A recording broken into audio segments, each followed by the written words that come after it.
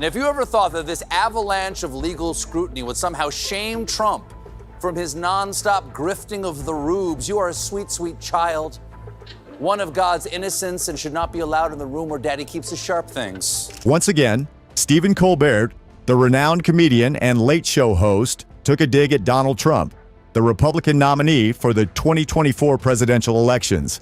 In a hilarious 7-minute segment, Colbert mocked Trump over his endorsement of the $1.60 God Bless the USA Bible. Like other late-night hosts, Colbert also criticized Trump for boasting about winning 2 golf championships at his own golf course and exposed him as a serial cheater. In response, Trump called Colbert a no-talent guy. Colbert began the video by discussing Trump's numerous legal battles, including the Stormy Daniels hush money case that has been making headlines. However, there was a rare positive update on one of Trump's thousands of court cases that week. The judge overseeing the case issued a gag order on Trump, which is a court-imposed restriction that prevents public statements from those involved in the case, including lawyers, witnesses, plaintiffs, and defendants. This is done to protect the legal process. Given Trump's reputation, the gag order seemed fitting.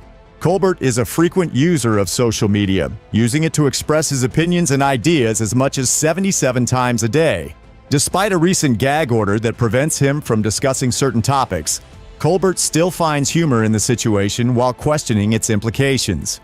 That's positive, but raises a disturbing question. How do you gag someone who speaks out of their ass? Colbert chuckled before delivering a satirical commentary on Trump's numerous scandals and legal troubles, which would have embarrassed most people. However, Trump seems unfazed by the avalanche of legal scrutiny as he continues to hoodwink his supporters. Colbert then revealed that Trump has endorsed a new product, the $1.60 God Bless the USA Bible. Trump even took to his own social media platform, Truth Social, to encourage his followers to buy this Bible during Holy Week. Colbert poked fun at this by adding that the Bible may even have a centerfold featuring Trump.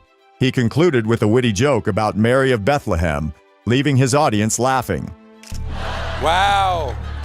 Wow, Mary was a Bethlehem 8. I wouldn't kick her out of the manger for eating crackers.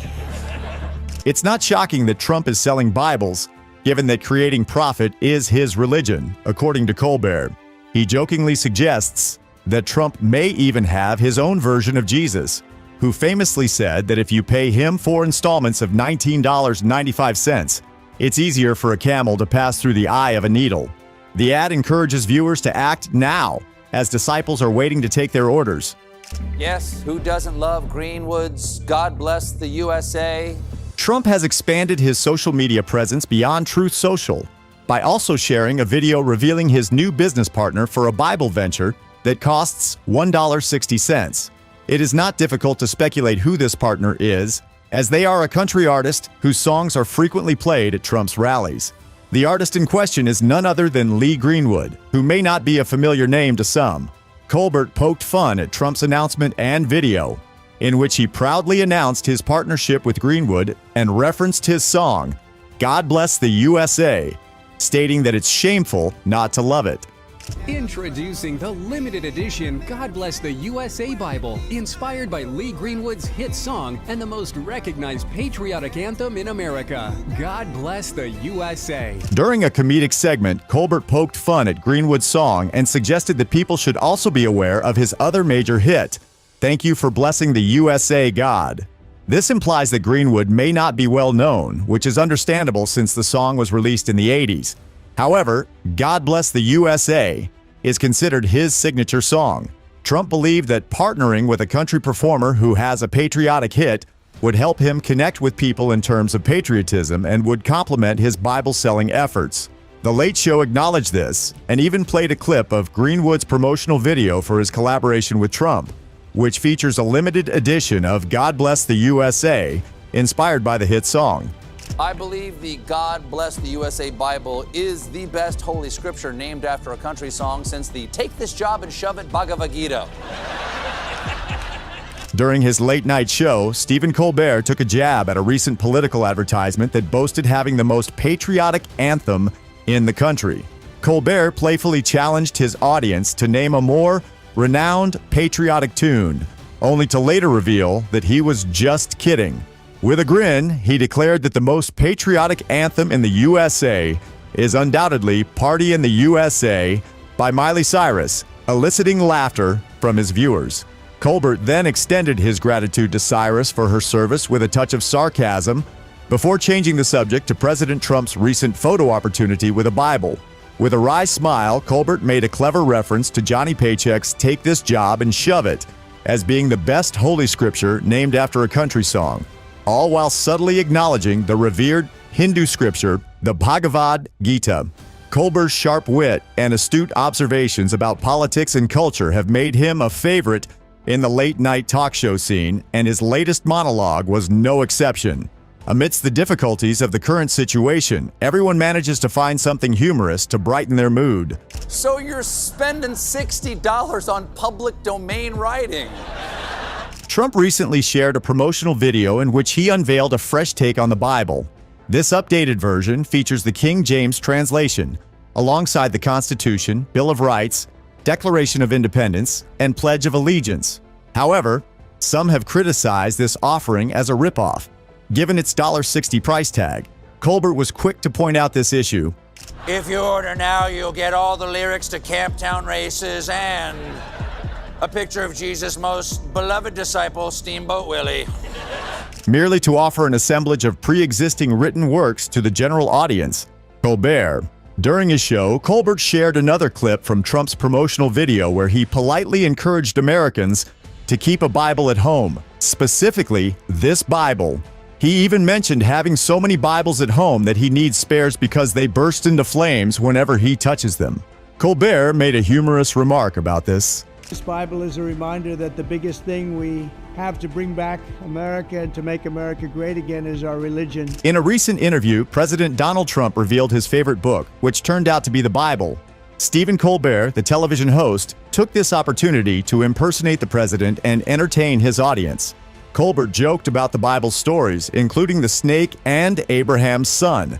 The comedian even suggested that Eric Trump should go camping to promote the Bible more. During the conversation, Trump explained why he thinks everyone should have a Bible. He believes that religion is crucial in the United States during the current times of moral decay and political unrest, and that the Bible can single-handedly save America. The Bible has had a major impact on the customs and principles of the United States. Despite one's stance on Trump's religious beliefs, the fact remains that the Bible will remain a crucial influence and source of direction for numerous Americans in the future. That is no way to cover an edit. Jim, what is going on? That is not my best nostril. While many may have found humor in Trump's statement, Colbert took a different approach and instead focused on the odd camera angle.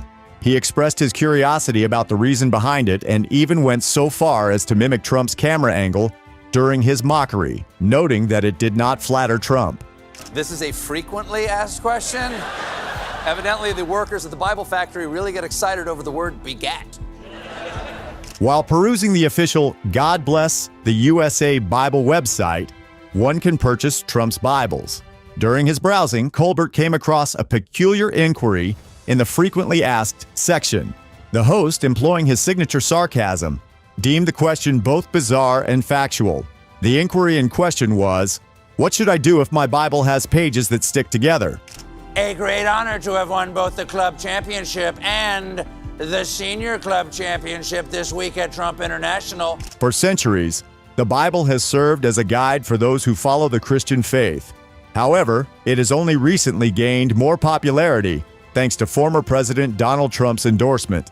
Despite receiving both praise and criticism, the book has been politicized by Trump's backing and has become a symbol of a particular political ideology, rather than being viewed as a spiritual guide. This has led to negative reviews, with approximately 79% of users giving it a 1-star rating on the official site. Nonetheless, some appreciate the book for its value as a religious text, including a positive review read by late-night host Stephen Colbert, who praised the book's stickiness that allows it to stay with readers long after they have finished reading it. While Trump promotes the Bible, He can also be found on his newly launched social media platform, Truth Social. This platform has been hailed as a space for free speech and a means to combat the perceived censorship from mainstream social media companies. The absence of restraint and possibility of disseminating false information makes social media platforms a cause for concern.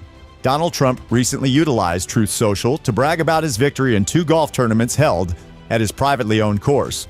This news has been the subject of jests made by numerous comedians and talk show hosts, who highlighted that the ex-president appears to be prioritizing his individual accomplishments rather than the problems confronting the nation. He's cheated against Dustin Johnson. And when I asked them, why did you let him cheat and take the $20, they all say the same thing. I wanted my own story about Trump cheating. Late night host Stephen Colbert recently shared some surprising news with his audience. It turns out that former U.S. President Donald Trump may not have won as many golf cups as we thought. This revelation came as a shock to many, especially considering Trump's self-proclaimed status as a winner. In a clip from an interview with sports writer Rick Riley, it was revealed that Trump's golf victories were largely due to cheating, with several famous golfers allowing him to gain an unfair advantage. According to Riley, many people were hesitant to confront Trump out of fear of damaging their own careers or reputations, while others simply wanted to stay on his good side. It seems that Trump's success on the golf course may not have been entirely legitimate after all. Trump's honesty and integrity have been brought into question following recent events, causing a commotion among the public.